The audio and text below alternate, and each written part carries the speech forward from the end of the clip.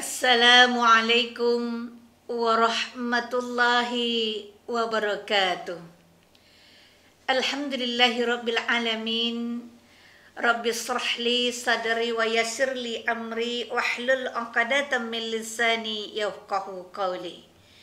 Asyhadu an la ilaha illallah wa asyhadu anna Muhammadan abduhu wa rasuluh la nabiyya ba'da.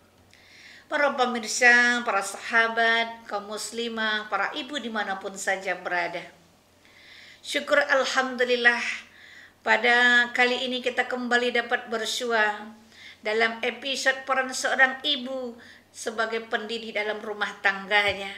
Mudah-mudahan kita menjadi seorang ibu yang mampu membina, membuat anak-anak kita menjadi anak yang soleh dan solehah. Maka oleh karena itu sama-samalah kita mengucapkan Alhamdulillahirabbil alamin. Kemudian salawat berangkaikan salam tidak lupa pula kita kirimkan buat Nabi Muhammad sallallahu alaihi wasallam dengan mengucapkan Allahumma salli ala sayyidina Muhammad wa ala ali sayyidina Muhammad. Assalamu alayka ya Rasulullah. Assalamu alayka ya Habiballah. Para pemirsa, para pendengar, para sahabat, kaum ibu dimanapun saja berada. Baiklah, Allah berfirman dalam surah At-Tahrim ayat 6 yang berbunyi A'udzubillahi minasyaitonirrajim. Bismillahirrahmanirrahim.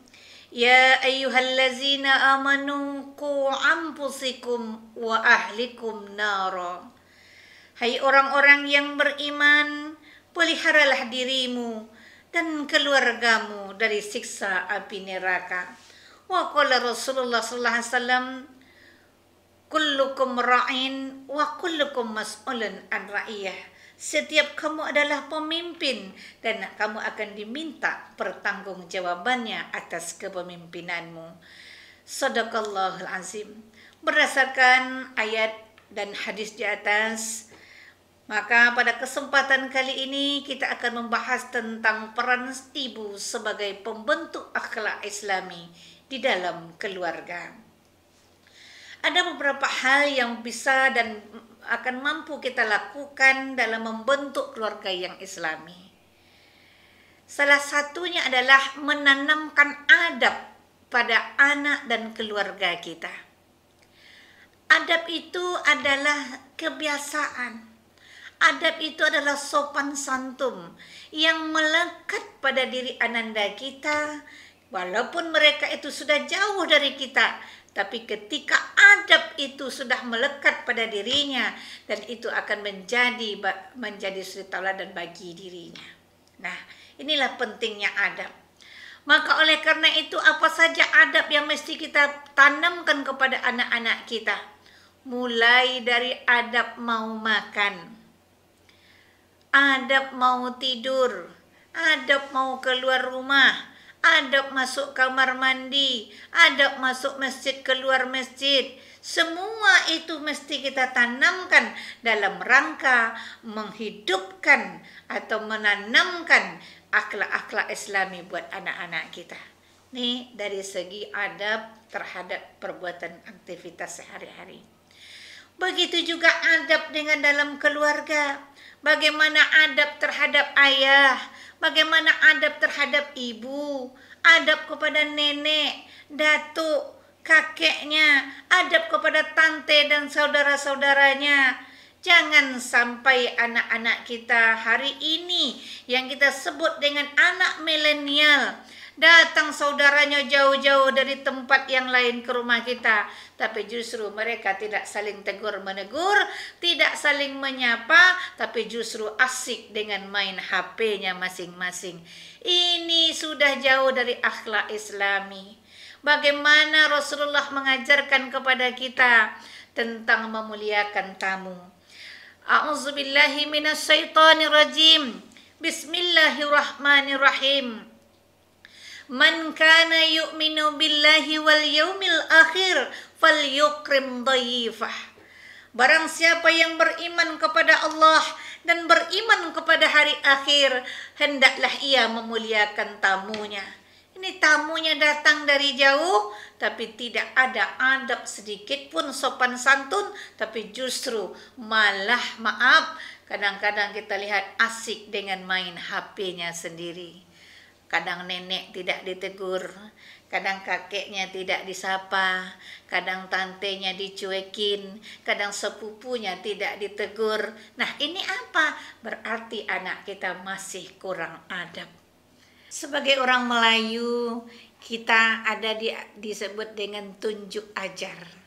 Maka tunjuk ajar ini dipergunakan untuk menanamkan ajaran yang baik, adab-adab yang baik terhadap anak-anak kita.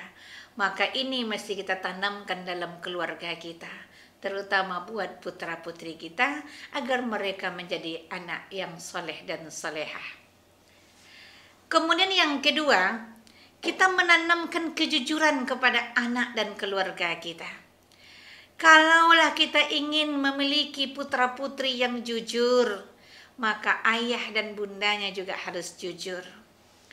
Hari ini pendidikan anak-anak kita itu semuanya di rumah.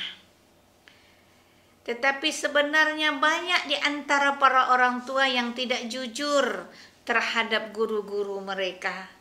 Kadang-kadang tugas diberikan untuk anak, tapi kebanyakan yang mengerjakan tugas itu adalah ayah dan bundanya. Berarti ini kita sudah mengajarkan ketidakjujuran kepada putra-putri kita. Nah, kalau ini kita tanamkan kepada anak-anak kita, nah disinilah nanti akan lahir budaya tidak mandiri, budaya menyontek, budaya mungkin hal-hal yang tidak tertanam kejujuran dalam dirinya. Karena apa? Ayah dan bundanya sudah mengajarkan ketidakjujuran. Ini kan masalah yang kita alami hari ini ketika COVID-19 ini masih bersama kita. Masih kita jalani masa-masa itu. Maka oleh karena itu sebaiknya ayah dan bunda menanamkan kejujuran kepada anak kita. Bahwa setiap tugas yang diberikan oleh guru, baik itu secara online maupun melalui WhatsApp, itu harus anak yang mengerjakannya. Agar apa? Anak bisa mandiri, anak bisa bertanggung jawab dengan apa yang telah diberikan gurunya, dan anak ditanamkan kejujuran. Karena kejujuran ini penting. Ketika anak tidak diajar jujur sejak dari kecil, maka nanti setelah besar, maka inilah mungkin bakat-bakat pemaling kelas kakap.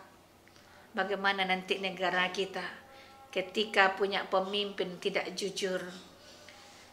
Sedangkan hari ini kita sudah rasakan betapa banyak para pemimpin-pemimpin kita yang banyak yang tidak jujur kepada rakyatnya. Nah, ini disebabkan apa? Salah satu fakta yang hari ini kita saksikan betapa kejujuran itu sudah jauh dari kehidupan anak-anak kita. Maka oleh karena itu, di kesempatan kali ini saya ingin mengajak kita semua, tanamkanlah kejujuran itu. Walaupun sakit, walaupun sulit, mesti yang jujur itu atau yang benar itu dikatakan benar, walaupun mungkin itu akan menyakitkan hati kita. Ini pentingnya sebuah kejujuran. Begitu juga dengan sebuah keadaan. Ini kadang-kadang juga kita melihat dan menyaksikan sendiri bagaimana seorang ayah mengajarkan anaknya berbohong. Umpamanya ayahnya sedang tidur. Ada orang yang menelpon, lalu dia telepon diangkat oleh anaknya. Apa kata ayahnya? Nanti kalau ada yang nelpon ayah, bilang ayah tidak ada. Berarti kejujuran tidak kita tanamkan kepada anak kita. Dan anak kita juga ini akan menjadi catatan yang akan berbekas pada dirinya. Dan secara psikologis ini akan berpengaruh kepada perkembangannya. Ternyata ayahku sudah mengajar ketidakjujuran. Padahal ayah ada, tapi dibilang tidak ada. Ini berarti kita mengajarkan ketidakjujuran. Ini kesalahan yang paling besar yang kita lakukan sebagai orang tua. Maka oleh karena itu ayah dan bunda, mari kita tanamkan atau kita optimalkan peran kita dalam menanamkan kejujuran kepada anak dan keluarga kita. Kemudian yang ketiga, mengajarkan anak dalam menjaga rahasia. Nah, apa tujuannya? Karena tidak semua permasalahan kita yang harus kita publikasikan. Nah, ini seperti zaman sekarang kan sudah zaman media sosial. Kadang-kadang kita lihat juga kesalahan daripada orang tua, kadang maaf, masalah rumah tangga juga di-share di Facebook, di-share di WhatsApp grup. Nah, ini berarti kita tidak bisa lagi menjaga rahasia. Padahal sebenarnya peran kita harus mengajarkan kepada anak kita, ada yang boleh kita publikasikan dan ada yang tidak boleh kita publikasikan. Yang tidak perlu kita sampaikan kepada orang lain, yang kita sebut dengan rahasia. Nah, ini penting juga ternyata kita tanamkan kepada anak kita, agar nanti mereka memahami dan kelak mereka hidup di zaman yang mungkin entah berantah di 10 atau 20 tahun yang akan datang. Kita nggak ngerti model dunia bagaimana nanti ya. Tapi yang jelas mereka sudah paham bahwa ini penting dijaga. Nah, kemudian yang keempat adalah menanamkan sikap amanah. Nah, kembali kita berbicara tentang masalah COVID tadi. COVID ini kan adalah sebuah musibah yang melanda seluruh dunia. Maka terutama kita di Indonesia ini ya merasakan bagaimana jikalau seandainya diberikan sebuah amanah tapi tidak menjalankan amanah itu, betapa banyak yang akan menjadi korban. Inilah pentingnya sebuah amanah. Nah, ketika kita menanamkan amanah kepada anak-anak kita, nah, saya tidak ingin menyebutkan sesuatu pemimpin ini tidak ya, tetapi bagaimana kita tanamkan amanah itu kepada anak kita, bahwa amanah itu adalah sebuah tanggung jawab.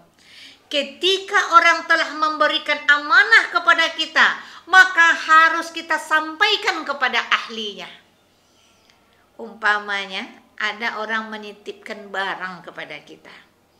Barang itu sangat berharga. Tapi kita tidak tahu kalau barang itu berharga. Lalu kita abaikan amanah itu. Lalu maaf, amanah yang titipan itu hilang. Ketika hilang ada dituntut kita oleh yang punya barang. Maka reaksi kita santai-santai saja. Berarti kita tidak amanah. Sebenarnya kita tidak perlu tahu bahwa barang itu berharga atau tidak berharga, tapi setiap amanah yang diberikan kepada kita, maka kita harus jaga. Dan kita tidak boleh mengabaikan amanah yang telah dititipkan kepada kita. Nah, lalu ketika mereka menjadi seorang pemimpin, maka menjadilah dia pemimpin amanah. Kelak menjadi tentara yang amanah. Kelak mereka menjadi polisi, jadi mereka itu polisi yang amanah. Menjadi hakim yang amanah. Menjadi presiden yang amanah. Menjadi gubernur yang amanah. Wali kota yang amanah. Hendaknya begitu. Dari kapan kita mesti tanamkan sikap amanah ini? Mulai mereka mengerti dengan apa yang telah kita berikan. Nah, ini amanah mama. 1.000 rupiah setiap hari harus kamu tabungkan. Boleh kamu tabungkan di sekolah, boleh kamu tabungkan di tabunganmu di rumah. Ketika nanti 10 hari mama cek, ternyata 10.000 sudah tersimpan. Ini ciri-ciri anak yang amanah. Kalaulah ini kita tanamkan sejak mulai dari dini, taman kanak-kanak, sudah kita titipkan uang tabungan kepadanya, lalu dia tabung, insya Allah besar kelak akan menjadi anak yang bertanggung jawab. Ini yang keempat. Dan yang kelima, mendidik anak untuk menjauhi sifat iri dan dengki. Nah, ini amat paling penting. Iri dan dengki ini adalah salah satu penyakit hati. Kalaulah hati yang sudah sakit, ya, kolbun marid, ya, hati yang sakit, maka Rasul katakan hati itu adalah segumpal daging yang apabila dia baik, maka baik seluruhnya. Tapi apabila dia buruk, maka buruk pula efek segalanya. Inilah pentingnya hati. Maka jikalau seorang anak atau orang tua, ayah dan bunda tidak mendidik anak kita untuk menjauhi sifat iri dan dengki ini amat berbahaya dalam kehidupannya. Baik dalam pergaulannya, ya kita lihat dengan tetangga sebelah. Dia kalau anak yang iri dan dengki itu, dia akan tidak senang melihat orang mainannya lebih cantik dari mainan dia. Kalau anak perempuan, dia nggak senang kalau melihat baju orang lebih cantik dari baju dia. Sepatu orang lebih cantik daripada sepatu dia. Ini tanda-tanda anak kita memiliki penyakit hati yang kita sebut dengan iri dan dengki. Nah, ini kan bibit. Bibit penyakit iri dengki itu sudah ada. Ketika itu sudah melekat pada tubuh anak kita, maka nanti sampai besar, kalau mama tidak mengajarkan untuk cara menjauhinya, maka ini akan menjadi bibit yang akan tumbuh dan berkembang. Nah, kalau orang yang iri dengki itu, dia tidak akan pernah senang melihat orang sukses. Ya. Kalau nampak orang sukses, dia pasti akan pijak. Sekarang hari ini betapa banyak orang yang mau mijak temannya sendiri demi egonya sendiri, demi kepentingannya pribadi. Banyak hari ini terjadi. Itu apa yang menyebabkan iri dengki. Maka ketika iri dengki ini tertanam pada diri seorang, dia akan susah melihat orang yang sukses. Makanya iri dengki ini kita sebut dengan SMS. Susah melihat orang senang, tapi senang melihat orang susah. Nah, ini penyakit iri dengki. Mesti kita tanamkan dari anak, mulai dari balita. Nah, kalau itu tidak baik, itu akhlak yang sangat dibenci. Kamu tahu enggak mengapa iblis itu diusir dari surga? Karena iri dengki. Dengki dengan Rasul Nabi Adam. Makanya dia diusir. Bukan iblis itu tidak ibadah, bukan iblis itu tidak rajin ibadah, maka dia diusir dari surga hanya karena iri dengki. Begitulah busuknya penyakit iri dan dengki.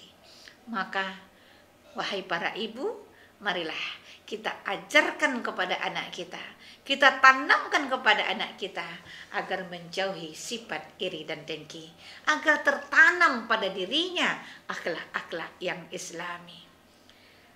Lalu bagaimana? Harus menjadi orang qanaah, harus menjadi orang yang pemaaf, ya, suka menerima apa adanya.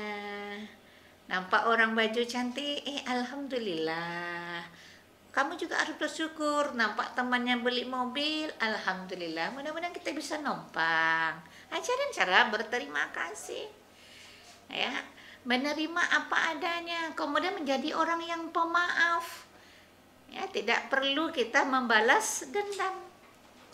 Kemudian yang ketujuh, mengenalkan metode Rasulullah dalam mengajarkan akhlak. Nah, maka laqad kana lakum fi Rasulillahi uswatun hasanah.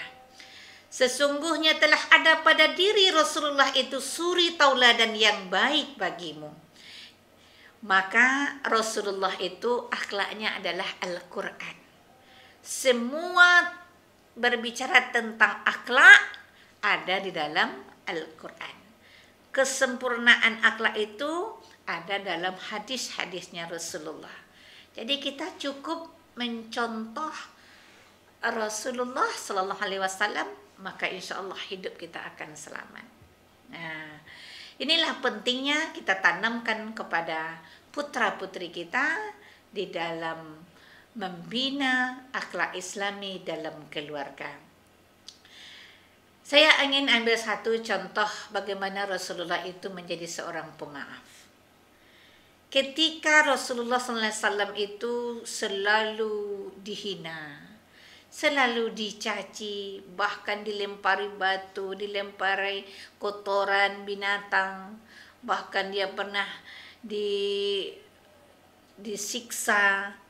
Tapi ternyata Nabi Muhammad SAW nggak pernah membalas sedikit pun kejahatan orang terhadap dirinya. Nah, apa yang menjadi rahasia Rasulullah? Pemaaf. Ketika dia bisa memaafkan orang lain, akhirnya orang itu tertunduk tersungkur untuk meminta maaf kembali. Nah, ini adalah salah satu metode yang dilakukan oleh Rasulullah dalam rangka menanamkan akhlak kepada orang lain. Kan kita tahu kisahnya, pada suatu hari Rasulullah lewat dari rumah orang, kok tumben nggak dilemparin lagi saya sama dengan kotoran. Ternyata orang itu dalam keadaan sakit. Maka keesokan harinya Rasulullah mampir, dilihatnya. Oh, ternyata orang yang melempar saya itu sakit. Dilihatnya, lalu akhirnya orang yang sakit itu kembali meminta maaf. Ini kan teknik, metode Rasulullah itu mengajarkan akhlak yang mulia kepada orang-orang lain. Begitu juga ketika dia waktu itu sebelum berangkat Isra wal Mi'raj, ya, kemudian banyak lagi macam-macam penghinaan terhadap dirinya, tapi tak satu pun yang diberikan balasan. Nabi Muhammad tidak pendendam. Maka Rasulullah itu adalah orang-orang yang sangat pemaaf, jujur, Al-Amin, ya. Maka dia digelar Al-Amin itu karena apa? Karena jujur. Makanya ada satu kelompok orang berhenti di gembalaan kambingnya. Waktu itu ada 2 orang bertanya, aku beli kambingmu 2 ekor. Lalu beliau nanya, ini nggak punya saya, ini punya tuan saya. Kalau bapak mau beli 2 kambingnya, mesti tuh tanya sama tuan saya. Apa kata orang itu? Kan 2 ekor kambing kamu kan banyak. Kalaupun saya ambil 2 ekor, itu tidak akan ketahuan sama tuan kamu. Apa dibilangnya? Kalau seandainya memang tuan saya tidak tahu, tapi Allah Maha melihat, jujur. Kalau orang sekarang lo dapat kesempatan, pasti akan diembat, ya. Jadi mudah-mudahan para pemirsa dimanapun saja berada, jadi metode Rasulullah SAW dalam mengajarkan akhlak ini sangat penting kita tanamkan dalam rumah tangga kita, terutama bagi seorang ibu yang selalu dekat dan amat dekat dengan anak-anaknya tanpa mengenyampingkan perannya seorang ayah dalam mendidik anak-anaknya. Jadi ini sebenarnya peran ayah dan bunda, tapi pada hari ini karena kajian kita khusus kepada peran ibu, maka saya titik beratkanlah kajian ini, ibu sebagai pembentuk akhlak Islami dalam keluarga. Mudah-mudahan kajian ini akan bermanfaat bagi kita semua, dan ini akan menjadi panduan bagi kita seorang ibu, terutama di masa COVID ini. Kan banyak problema-problema tentang akhlak. Mudah-mudahan ini bisa kita atasi dengan memperbanyak cerita-cerita Islami yang tentang akhlakul karimah, ya. kita putarkan CD-nya, kita putarkan ceritanya, kita bacakan kisahnya. Mudah-mudahan ini nanti akan menambah inventarisir bagi anak-anak kita tentang akhlak-akhlak yang terpuji, khususnya akhlak terpuji yang akan ditanamkan di dalam kehidupan sehari-hari. Semoga kajian ini bermanfaat dan terutama bagi saya sendiri. Terima kasih atas segala perhatiannya.